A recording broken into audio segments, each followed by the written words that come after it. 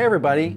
In this episode of Moi TV, it's me, Philip van Dusen from Brand Design Masters and Verhaal Brand Design. Laura has asked me to be her guest cocktail correspondent this week, and we're going to do a fully virtual episode recorded from here in New Jersey, USA. To here in the northeast of the UK. Stick around to see me sharing some advice on brand strategy basics. Let's begin with a quick introduction then, Philip, to anybody watching this who doesn't know who you are yet. If you've always wondered about what offering brand strategy can do for your business, then I want you to stick around. By the end of this episode, you'll know how I educate creative pros around the world on how to deliver brand strategy as a service to their clients through my Brand Strategy 101 course, my Brand Design Masters community, and my private coaching practice. I've been in business for 25 years now, and in the last 7 years, I've really niched down my business to working with entrepreneurs and small to medium-sized businesses, as well as creative professionals. And I also share my experience and expertise in brand strategy, graphic design, and the agency business with creative pros and entrepreneurs around the world through video, through podcasting, through my newsletter, my courses, my private Facebook communities, and through paid mastermind groups. Laura's going to put all the links to all those things down in the show notes below. And can you remember how we met, Philip? I want to hear your side of this story. So Laura and I met at the Youpreneur conference in London in 2017. We were both in Chris Ducker's community, and there was a cocktail mixer the first day. And I noticed this woman who was very vibrant and dressed kind of like a vintage pinup with amazing hair across the room. And I just thought, this is a woman that I have to meet. So we started talking, we totally hit it off, and it was the beginning of an incredible relationship. Oh, thanks, Philip. I do always aim to please when it comes to the coiffure of the hairdo. So that is truly lovely to me to hear. I seem to remember us talking about mailing luxurious things to prospects, and we kind of geeked out about that in quite a big way in that first chat that we had. And as a result of that, I just knew that you were my kind of person.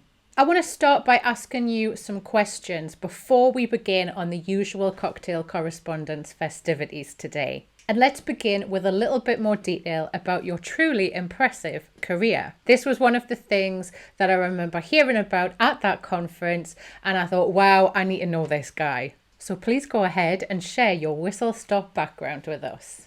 So I actually started off my career as a painter. I have my master's degree in painting. I was never actually trained in graphic design. I learned my entire graphic design and strategy knowledge from working on the job. I've held positions of the VP of Design at PepsiCo, VP of Design at Old Navy. I've also been the Executive Creative Director of the global branding agency Landor Associates. I've worked with over 50 of the Fortune 500 clients, including P&G, Kraft Foods, Coca-Cola, Merck, PetSmart, Pepsi, Safeway, Chevron, Microsoft, Campbell's, Johnson & Johnson. The list goes on and on. But now, I have my own agency. It's a brand consultancy called Verhaal Brand Design. Verhaal is a Dutch word. My heritage is Dutch. Verhaal means story, and story goes right along with branding. It's so integral in terms of building brands. And as I mentioned earlier, now I share my experience in marketing and design and entrepreneurship with my over 240,000 subscribers on YouTube through my Brand Muse newsletter that comes out about every 2 weeks. I also have a podcast called the Brand Design Masters Podcast and a private Facebook group community called the Brand Design Masters Facebook group. I also run paid mastermind groups called the Brand Design Masters Guild, of which Laura is an alumni, and that's where I really get deep into coaching and helping and building community and networking through and with creative entrepreneurs. I've recently been on your podcast, Philip, talking about this very same subject, but I think we should talk about it now as well. And in that episode, we talked about how I felt that your Brand Strategy 101 course was really like a serendipitous moment for me in my business and in my career so far. And then naturally, I went straight ahead and progressed into the mastermind as well. And both of these things came at such a perfect time for me because I was trying to navigate how I was going to transition, changing my established brand photography business into something bigger, something that was going to be pandemic proof. But I'm curious to know, why did you start the Brand Strategy 101 course? So the creative economy is exploding, and it's an amazing time to be a creative professional. Every company is essentially a media company now. All companies need incredible amounts of creative to run their businesses, for social networking, for marketing, etc. But design has really become, in the global economy, a commodity. And there's been an incredible downward pricing pressure on design services. So designers in the developed world really have to learn how to offer more than just design. They have to develop what I like to call a V-shaped skill set. I'm sure you've heard about T-shaped skill sets, where you have a very shallow knowledge in most things, but a very deep knowledge in one. I encourage a V-shaped skill set, which is a deep knowledge in one particular thing, but then varying degrees of knowledge across other specialties. And brand strategy is one of those things that elevates creative pros, as being able to be true partners with their clients. It enables them to talk about business and interact with their clients on a much deeper level. They become more than just a mouse pusher. And learning brand strategy, to me, and what it's done in my career, and what I've seen it done in what I've seen it do in dozens of other creative professionals' careers, is it acts as a level of career insurance. You start to get paid for thinking rather than just doing design. And so that's why I started the Brand Strategy 101 course. I wanted to teach people basic aspects of the tools and the processes of brand strategy, so they could really start to move up the spear, what I like to call the spear of corporate influence, which is at the tip of the spear is where the CEOs and the C-suite decisions are made. And execution and design really happen more back on the tail end of the shaft of the spear. And so in order to become that deeper business partner, you really have to move up to the tip of the spear. And that's what brand strategy helps you do. So by starting Brand Strategy 101, I'm equipping creative professionals to really start to take that journey up to the tip of the spear. Yes, moving up the spear. This is a permanent visual in my mind's eye when I'm having like a tough day, or I'm trying to do something that feels a little bit new and scary. This is such a great visual way that you've pointed out, Philip, to think about progressing your creative professional career. I haven't actually ever heard of T-shaped skills, but based on what you've just said there, yeah, the V-shape makes a lot more sense. And I think that's probably more true in the creative sphere, especially in today's economy. Thinking then about a famous quote from one of my favorite films, The Commitments. And I think this is something that a lot of creatives bear in mind, whether that's subconscious or not, when they're trying to size each other up. So I want to ask it to you. And here we go in my best Dubliner accent, Philip. Who are your influences? And I'm talking specifically about your own brand ecosystem. So I actually started off my career as a painter, and I'm also a musician. I play guitar, I play piano, I record, write songs, and I sing. Sing not very well, by the way. One of my influences when I was a painter was Picasso. Picasso was an incredible master when he was very young, and that's why he moved into exploring other modes of more modern art like Cubism. So in him, I see this level of mastery, but also this openness and willingness to change over time. And so he, to me, is a real influence on my career. As a musician, one of my biggest influences is Jimi Hendrix. And there's kind of an analogy for the way Jimmy worked his creative career, was that he was full of energy, and he experimented and he broke boundaries, and he really pushed the envelope of the creative world that he was living in. And so he also acts as an inspiration to me. And then in the modern world of business, Steve Jobs stands out to me as an influence, and that is because he was really, his mission in life was to innovate. It was to elevate design and form and function, operating together to deliver incredible experiences. And so Steve Jobs to me has been a really deep influence in terms of building my creative professional career, and also through my design aesthetics. Finally, my father has been an incredible influence. He's passed now, but he was a newspaper editor and also an English teacher. And through him, I've learned how to be curious and to teach everything you know and to never give up and be open to the process. Because as creative entrepreneurs, everything that we do is a bit of a step of a process, a leap of faith, an experimentation, a learning something new.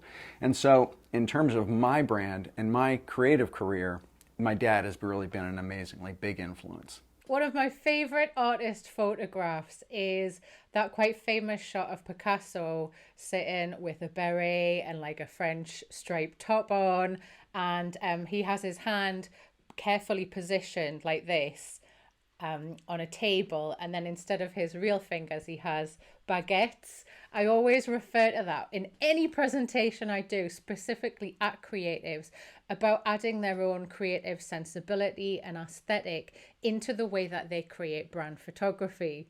So I love that you've just shared about your love of Picasso there as well. And I didn't know that about your dad. That's so fascinating. I love that you're taking those skills and interpreting them in your own way on your own creative and career quest.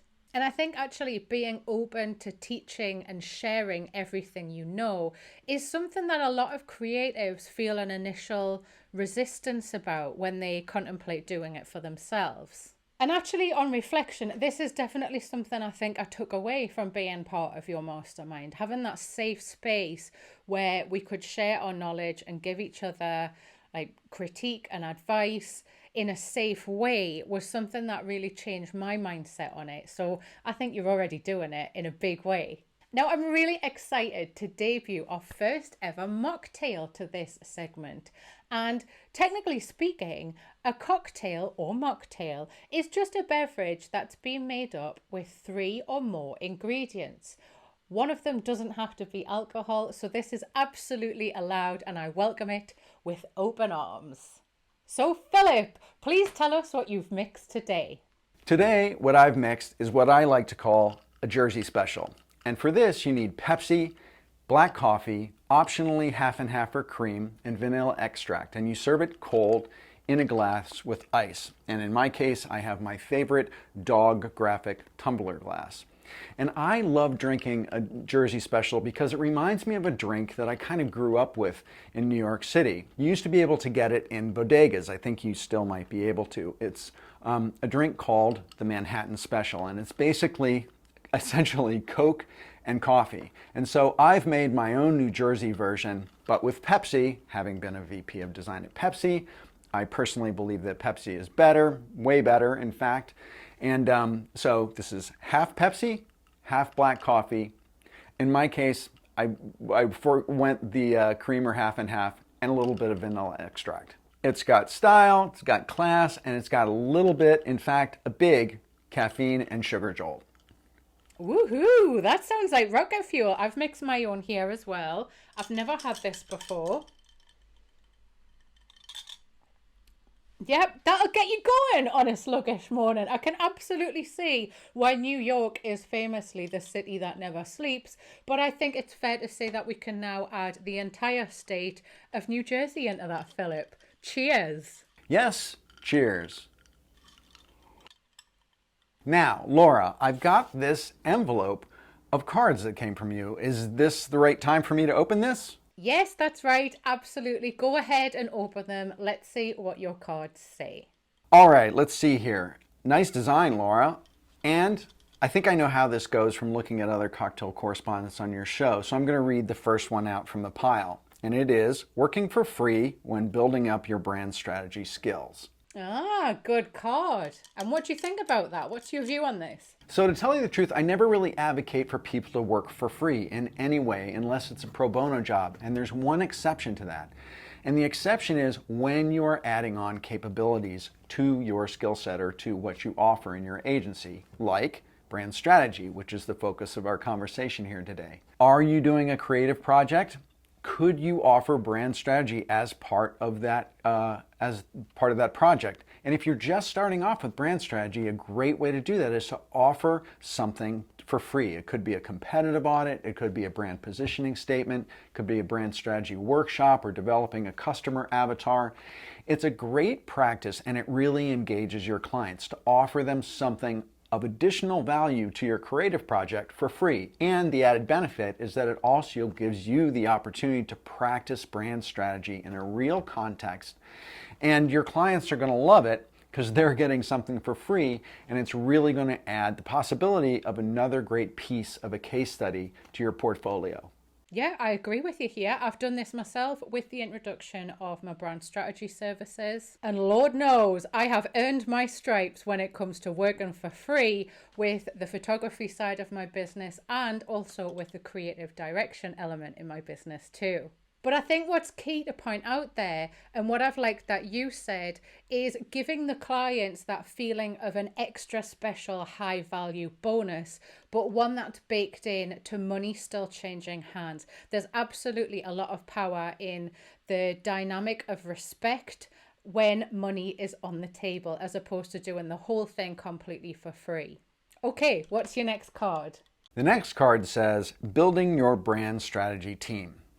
Well, when you really first start off with brand strategy, you pretty much do it solo, but you have to get some education in it. You have to either use mentors or teachers or take some courses in brand strategy to really get the basics under your belt. And my Brand Strategy 101 course is a great place to start, and Laura will put links in the description of this video to that so you can learn more about it. But you want to get a basic level of education and then start practicing. Like I said in the last answer to the question, is that you could start offering it for free to your clients just to get some experience under your belt. But then over time, you might want to start including colleagues in the projects that you do to either brainstorm or partner with in an invisible way with your clients just to get an additional perspective on the strategy. And then down the line, you might want to start bringing in actually a brand strategy team. That might be a larger number of subject matter experts who do things that you don't do or you want to expand on and do even better. These could be capabilities like copywriters or consumer research experts or data and analytics people. So brand strategy is a really kind of scary step sometimes for people to step into, especially as creative professionals who are just used to designing. Brand strategy can be very intimidating, but it really doesn't have to be. And it can really transform your career. And as I said before, give you this level of career insurance that can really, really help galvanize you in the profession and protect you as we go forward in the creative economy. And as I said, my course Brand Strategy 101 is a really great place to start. And you can learn more about it in the links in the description of the video. And this is exactly what I loved about your Intensive 101 course. It helped me to rapidly upskill and get a much clearer understanding of how to implement brand strategy as a service into a business that already existed. And I know fine well that if I had tried to do that whole thing on my own, it would have taken at least twice as long, and I would have had a lot of mistakes and hiccups and a lot of errors on the way. I love that idea of having different experts on a growing team though, so you can bring in people who can really do the nitty-gritty detail in a specific area of brand strategy. That sounds amazing to me. Okay, so let's see what the next card says.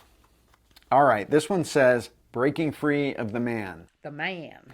Well, actually, I suggest to start off with the man. I really think that it's more advantageous to work in-house in a corporation or in an agency for a number of years early in your career. And the reason why I say that is because you really have to learn how these things work. And if you start off completely independently, you don't have any idea of best practices or how the larger agency client world operates. And so my superpower is that I've actually spent significant time in my career both on the global branding agency side and on the global corporate side. So I understand the perspective of branding and design relationships and marketing from both sides of the street, so to speak. And I actually recommend that to people in their careers when they're starting off to try to get some experience on both sides of the street because it really, really bolsters your experience level and your understanding of what that dynamic is. So I also recommend that you eventually start, even when you're employed, start building your personal brand, building out some sort of presence outside of your business card or your title at the company that you work for, building a website, some sort of content or social media presence, because when you choose to break out, when you choose to break free of the man and go solo, you need to have established already some sort of foothold, some sort of brand ecosystem outside of your job, or else there's going to be a big gulf of time where you're going to have to be developing that. So I encourage people to develop that as they are in their careers, so there's not so much pressure to do it so quickly. And going solo and working for yourself as a freelancer and having your own agency is certainly not for everybody. So I'm not saying everybody has to do this, but because of the ageism in the industry, when you hit about 50, you've got a timestamp on your back in the creative industry. And it is just a fact. You can look it up. Ageism is rife in the creative industry. So you don't want to get caught later in your career with your pants down, so to speak. You want to really prepare for that eventuality of you're being made redundant or you're being pushed out in some sort of a reorganization of some sort, and then having to catch up on building a personal brand. And that, by the way, is exactly what happened to me. I spent a 25+ year career in corporate and big agency, and when I went off on my own, I was completely unprepared for essentially completely working on my own. And so I had to get up to speed really quickly. My advantage was that I had that long career on both sides of the fence, and I really understood what it was going to be required of me to get going. But I encourage creative pros to be planful about that when they think about going independent and breaking free of the man. Wow, that is such good advice. Particularly, I like what you're saying there about building your personal brand. I too felt that same pressure that you experienced when I decided, right, okay, I'm just going to go for it. And I was like, wow, all the things. I need to have a reputation online. I need to learn what Twitter is, and on and on and on and on that list seemed to go. So really thinking about it, I think whether you plan to go alone or not, based on what you're talking about there with the ageism factor, really there's no sooner time for you to start building your personal brand, even if right now all you want to do is carry on working in corporate. It's like a new professional insurance, isn't it? And actually, I wonder, when is the worm going to turn on this? When is the creative industries going to realize that keeping the older, wiser minds around, even if it's just like in an advisory capacity, is actually incredibly valuable for business? Because they've been there, they've done it, they've had the mistakes, they know how to advise. Even though the world is changing rapidly, they probably know a few things that we should listen to as the younger level of staff working their way up. I'm just going to put that out into cyberspace. Maybe some big consultant at a big agency is seeing this. Who knows? I think it's time for this to change. Okay, Philip, next card. Sure, the next card says, just going for it as an independent creative professional. And I'm going to roll straight into this. So independent freelancing, like I said in my answer to the last question, isn't for everyone. Number one, it's definitely less stable and it can be much more work. You can have more freedom and more flexibility in your life, but it has a requirement of a much larger skill set. It requires constant learning because essentially when you're freelancing and you're an independent, the buck stops with you on every single level. So I would recommend leveraging mastermind groups and networking heavily, getting a mentor or engaging in some sort of coaching. And by the way, I offer coaching. Again, links in the description. Take courses about design, about business, about finance, about running an agency, about marketing. You want to, as I said before, develop that V-shaped skill set because when you are an independent creative, you wear all the hats, right? You're the designer, you're the finance person, you're the client services person, you're production, you're also IT, you're everything. So you really have to be prepared with a much broader skill set when you go independent. That's great advice there, Philip. I really like that. And yeah, you're right. Learning all the time as well as being the cleaning lady of the business all in one go. And that is a really strange mix and a new set of hats to try on when you've been in a very specifically defined role in a corporate environment for a long time. It works so well for me though, and having tried 39 different jobs in different types of corporate before setting up my own business, I can absolutely say that that mixed up, strange set of working expectations is definitely the best thing that I've found over the years. You can check out that episode, by the way. I'll put a link to it up here, but make sure you stick around to watch the rest of this episode with Philip van Dusen. Have we got another card there, Philip? What does it say? Okay, the next card says, the art of pricing brand strategy. Pricing brand strategy depends on a whole host of things, just like pricing graphic design or creative projects has a lot of variables.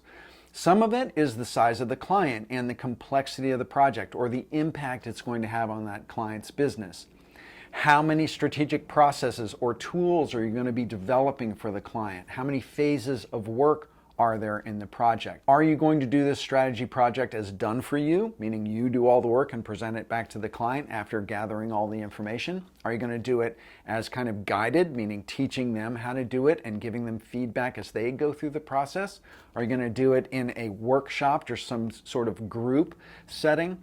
Your level of experience also figures into it. How much experience have you had actually delivering brand strategy? Also, the number of participants or stakeholders or the complexity of the project really figures in to how you price brand strategy. Are you doing brand strategy as an add-on to other creative projects?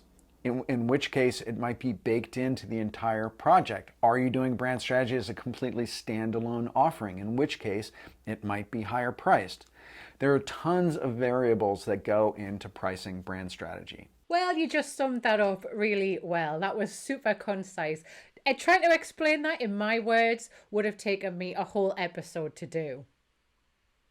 I've been your host, Laura Pearman. And I've been your cocktail correspondent, Philip van Dusen. So if you've enjoyed learning about brand strategy basics with me today and learning how to rock it as a creative professional, I encourage you to check out these other great videos on Moi TV that Laura's put together. Check them out. And don't forget to come over and see me on my YouTube channel. Go to youtube.com/c/Philip van Dusen and check out my videos on design, brand strategy, and creative entrepreneurship. And thank you so much, Laura, for having me on Moi TV. I'll see you soon. Mwah. Thank you, Philip. Mwah. Now, before you go anywhere, don't forget to subscribe. Mwah.